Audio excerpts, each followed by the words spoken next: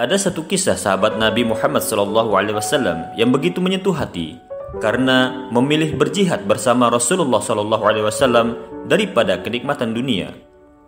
Allah pun menjadikannya syahid dan menjadi rebutan para bidadari. Namanya Julaibib radhiyallahu anhu. Begitulah ia dipanggil. Namanya menunjukkan kalau ciri fisiknya yang kerdil dan pendek. Nama Julaibib merupakan nama yang tak biasa dan tidak lengkap. Nama ini bukan ia sendiri yang menghendaki, bukan pula orang tuanya. Julaibib hadir ke dunia tanpa mengetahui siapa ayah dan ibunya. Demikian pula orang-orang semuanya tidak tahu atau tidak mau tahu tentang nasab Julaibib. Bagi masyarakat Yasrib atau Madinah, tidak bernasab dan tidak bersuku merupakan aib yang besar. Tampilan fisik dan keseharian Julaibib yang lusuh menjadi alasan orang lain tidak mau dekat-dekat dengannya.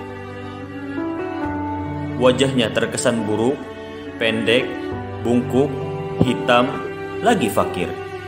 Kain yang digunakannya pun usang, pakaiannya lusuh, kakinya pecah-pecah dan tidak memakai sandal. Julaibib tidak ada rumah untuk berteduh. Tidurnya hanya berbantalkan tangan, berkasurkan pasir dan kerikil. Tidak ada perabot, minum hanya dari kolam umum yang diambil dari telapak tangan.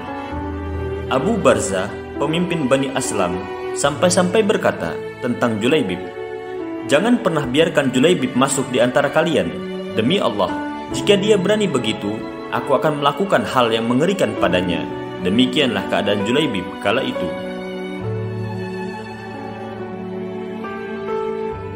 Namun Allah berkehendak menurunkan rahmatnya. Tidak satu makhluk pun bisa menghalangi. Julaibib menerima hidayah dan dia berada di barisan terdepan dalam sholat maupun dalam berjihad. Meski hampir semua orang tetap memperlakukannya seolah ia tiada, namun tidak demikian dengan Rasulullah SAW, sang rahmatan bagi semesta alam. Julaibib yang tinggal di Sufah Masjid Nabawi suatu hari ditegur oleh Rasulullah SAW. "Hai Julaibib," kata Rasulullah dengan lembut, "tidakkah engkau mau menikah?" Kata Julaibib, "Siapakah orang yang mau menikahkan putrinya dengan diriku ya Rasulullah?" Sambil tersenyum. Tidak ada kesan menyesali diri atau menyalahkan takdir Allah Subhanahu wa Ta'ala pada kata-kata maupun air mukanya Julaibib. Rasulullah SAW juga tersenyum mendengar jawaban dari Julaibib.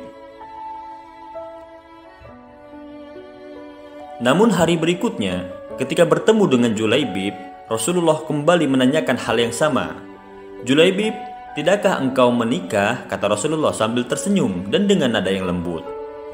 Dan Julaibib menjawab dengan jawaban yang sama 3 kali berturut-turut. Dan pada hari ketiga, Rasulullah SAW memegang lengan Julaibib dan membawanya ke salah satu rumah pimpinan Ansar. "Aku ingin menikahkan putri kalian," kata Rasulullah kepada sang pemilik rumah. Betapa indahnya dan betapa berkahnya, demikian respon pemilik rumah dengan wajah yang berseri-seri, mengira bahwa sang Nabilah calon menantunya. "Oh ya Rasulullah, ini sungguh akan menjadi cahaya yang menyingkirkan temaram di rumah kami," kata sang pemilik rumah. "Tetapi bukan untukku," kata Rasulullah. "Kupinang putrimu untuk Julaibib," kata Rasulullah. Lalu sang pemilik rumah pun kaget. "Untuk Julaibib ya Rasulullah?" Sampai terpekik ayah sang gadis. "Ya, untuk Julaibib," kata Rasulullah SAW. "Ya Rasulullah, saya harus meminta pertimbangan istri saya dulu tentang hal ini," kata ayah sang gadis. Lalu hal ini dibicarakan oleh sang istri. Sang istri pun berkata, "Dengan Julaibib? Bagaimana bisa? Julaibib berwajah lusuh, tidak bernasab, tidak berkabilah, tidak berpangkat, dan tidak berharta. Demi Allah, tidak. Tidak akan pernah putri kita menikah dengan Julaibib," kata sang istri.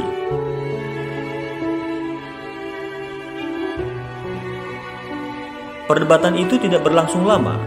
Dari balik tirai, sang putri berujar, "Wahai ayah, siapakah yang meminta?" Sang ayah dan sang ibunya pun menjelaskan bahwa Rasulullah SAW ingin menikahkan putrinya dengan Julaibib.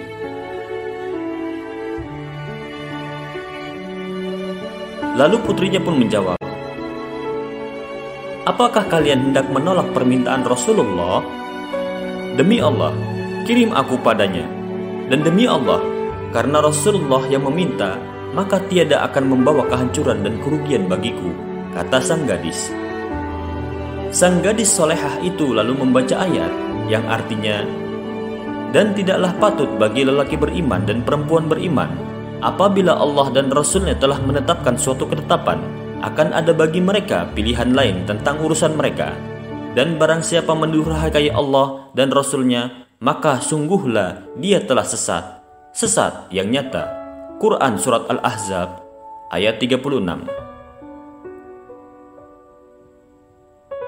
Lalu pernikahan pun dilangsungkan, dan sang Nabi dengan tertunduk berdoa untuk sang gadis solehah itu, "Ya Allah, limpahkanlah kebaikan atasnya dalam kelimpahan yang penuh berkah. Jangan kau jadikan hidupnya payah dan bermasalah." Demikian doa indah dari Rasulullah SAW.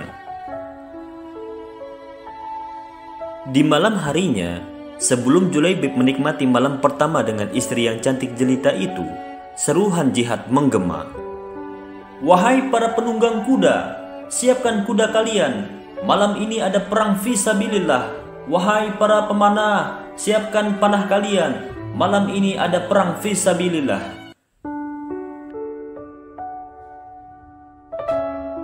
Mendengar seruan itu, ia langsung bergegas. Ia segera keluar, menyongsong panggilan jihad. Setelah meminta izin kepada istri yang baru dinikahinya, lalu Julaibib bergabung dengan pasukan yang dipimpin oleh Rasulullah SAW untuk perang fisabilillah.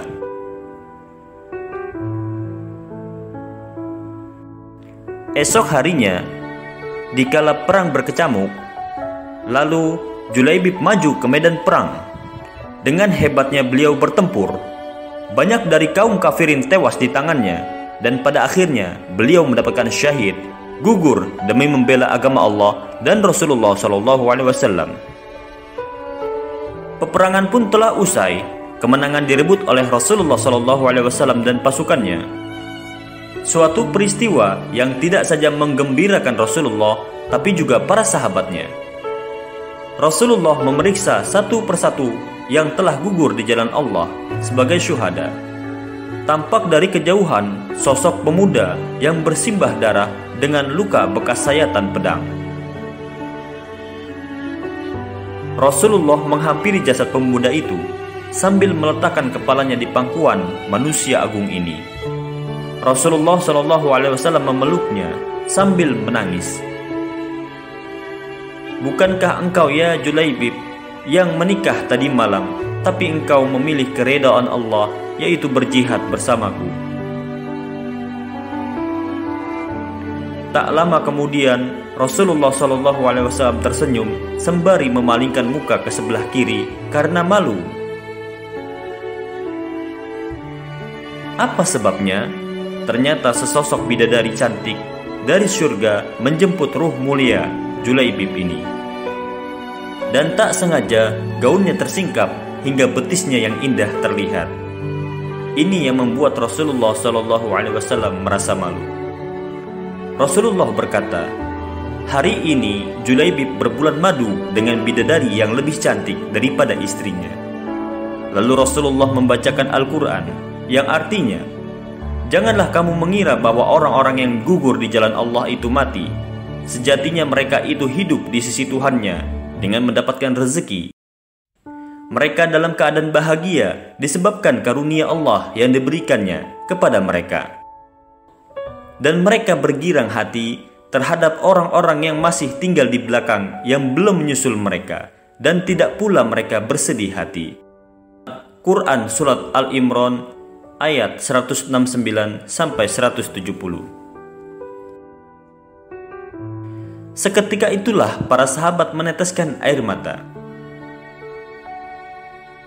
Saat informasi tentang kematian Julaibib sampai di istrinya, maka istrinya pun berkata, "Ya Allah, alangkah bahagianya suamiku itu. Jika aku tidak dapat mendampinginya di dunia, maka izinkanlah aku mendampinginya di akhirat."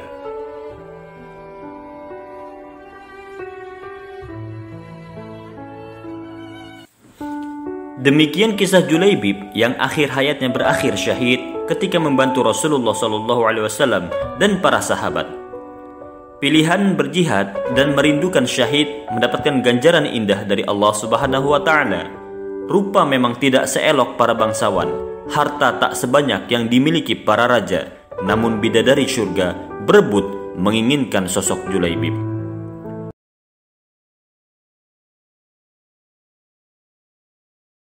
Berkisah di masa Rasulullah SAW, hidup seorang pemuda yang miskin dan yatim karena ayahnya sudah lama wafat. Dia hanya tinggal bersama ibundanya yang sudah tua dan lumpuh.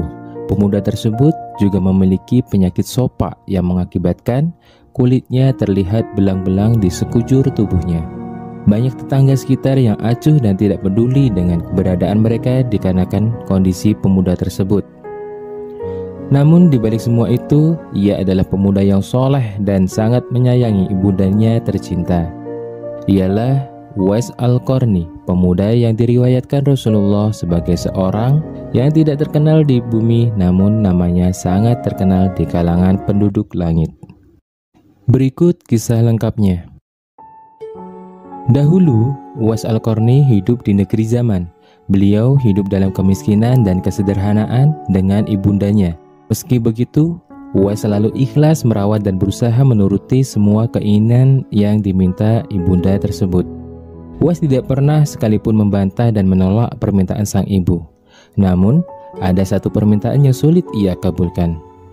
Dulu ibundanya pernah meminta kepada Uwais dengan berkata, "Anakku, mungkin ibu tak lama lagi akan bersamamu. Ikhtiarkanlah agar ibu dapat mengerjakan ibadah haji ke Baitullah." Mendengar ucapan sang ibu, Uwais termenung. Bagaimana ia bisa memberangkatkan haji ibunya?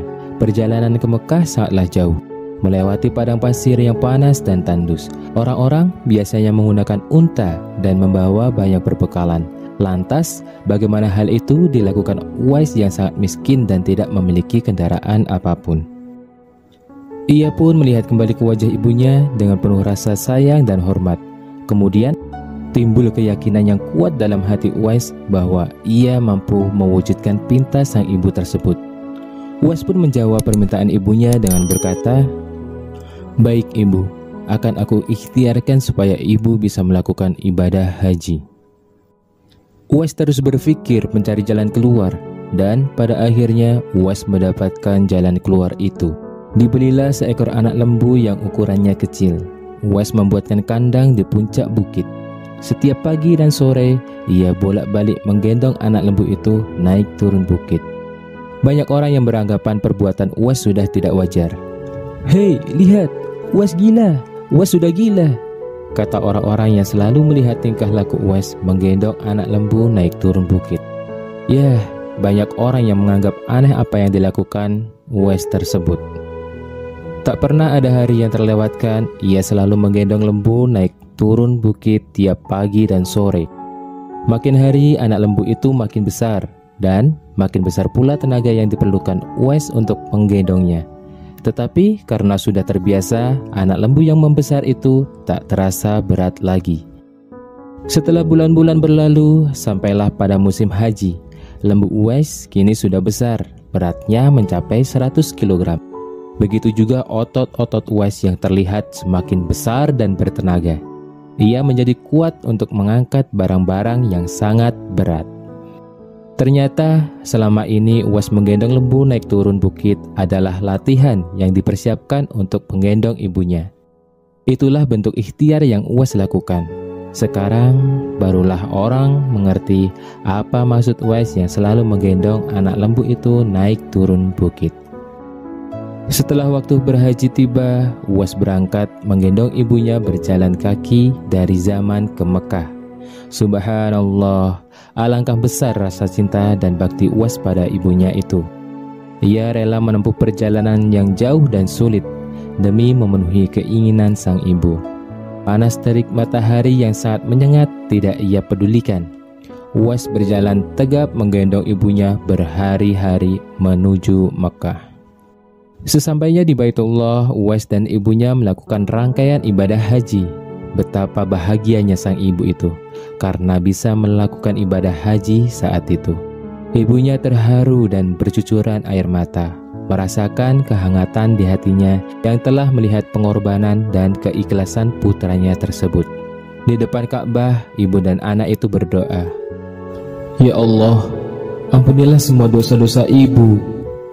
Mendengar doanya, ibu itu bertanya, "Bagaimana dengan dosamu, nak?" "Dengan terampuninya dosa ibu, maka ibu akan masuk surga. Cukuplah ridha dari ibu yang akan membawaku ke surga," jawab Uwais. Itulah keinginan Uwais yang tulus dan penuh cinta. Seketika itu juga Allah Subhanahu wa Ta'ala memberikan karunia-Nya untuk Uwais. Penyakit sopak yang diderita Uwais sejak kecil sembuh. Penyakit kulit yang dideritanya hanya tinggal bulatan putih kecil di tangannya. Sisa dari penyakit sopak inilah yang akan menjadi tanda pengenal bagi para sahabat Rasulullah SAW untuk mengenali Uwais. Meskipun Uwais hidup satu zaman dengan Rasulullah SAW, namun ia tidak pernah berjumpa dengan beliau. Cerita mengenai perjuangan dan dakwah Islam hanya ia dengar dari teman dan tetangga-tetangganya.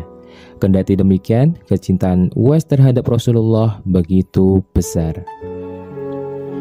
Pada suatu hari ketika Uwais sudah tidak dapat menahan lagi rasa ingin berjumpa dengan Nabi Muhammad, Uwais meminta izin pada ibunya agar diperkenankan pergi menemui Nabi di Madinah.